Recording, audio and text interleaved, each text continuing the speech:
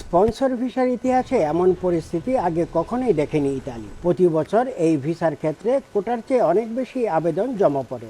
তবে ২০২৫ সালের স্পন্সর ভিসার আগাম আবেদন ফর্ম পূরণের ক্ষেত্রে দেখা দিয়েছে ভিন্ন চিত্র।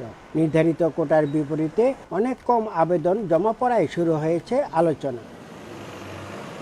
সম্প্রতি দেশটির পার্লামেন্টে ইতালির স্বরাষ্ট্রমন্ত্রী মাত্তেও পিয়ান্তদুসি জানান, ২০২৫ সালের স্পন্সর ভিসার আগাম আবেদনে নির্ধারিত কোটার বিপরীতে মাত্র ২৭% ফর্ম জমা পড়েছে। ইমিগ্রেশন নিয়ে কাজ করা বাংলাদেশিদের মতে এমন পরিস্থিতি বেশ অস্বাভাবিক। বাংলাদেশ সহ অন্যান্য দেশের আবেদনকারীদের ফর্ম যাচাই বাছাইয়ে কঠোরতার কারণে এমন পরিস্থিতি বলে জানান কেউ কেউ। তবে বিষয়টিকে বাংলাদেশিদের জন্য ইতিবাচক হিসেবে দেখছেন প্রবাসীরা। কম জমা হওয়ার কারণে বাংলাদেশে এবার ভাগ্য খুলে যেতে পারে।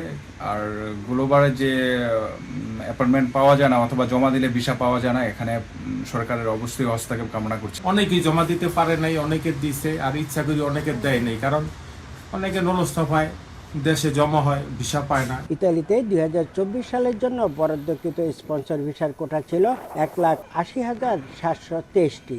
আবেদনের সময়সীমা ছিল ১ নভেম্বর থেকে ৩০ নভেম্বর পর্যন্ত। আবেদনের পরিপ্রেক্ষিতে ৩ ক্যাটাগরিতে প্লিটটি অনুষ্ঠিত হবে আগামী বছরের ৫, ৭ এবং ১২ ফেব্রুয়ারি।